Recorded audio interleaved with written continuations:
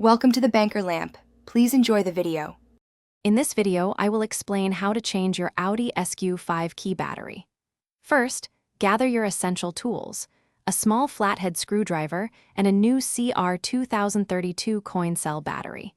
Make sure you have good lighting to clearly see the small components. This simple process will have your key working perfectly again in just a few minutes. To begin, locate the small release button on your key fob, usually on the side or bottom. Press this button and slide out the emergency key blade. Next, you'll need to gently pry open the key fob casing. Use your small flathead screwdriver in the notch where the key blade was, twisting carefully to separate the two halves. Once the key fob is open, you will see the old CR2032 battery. Before removing it, take note of its orientation, specifically which side the positive symbol is facing. Carefully remove the old battery. Now, insert the new CR2032 battery, ensuring the positive side faces the same direction as the old one. It should snap securely into place.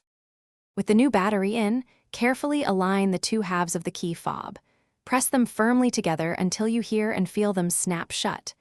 Reinsert the emergency key blade back into its slot. Finally, test your key fob by pressing the lock and unlock buttons to ensure it is functioning correctly. You're all set.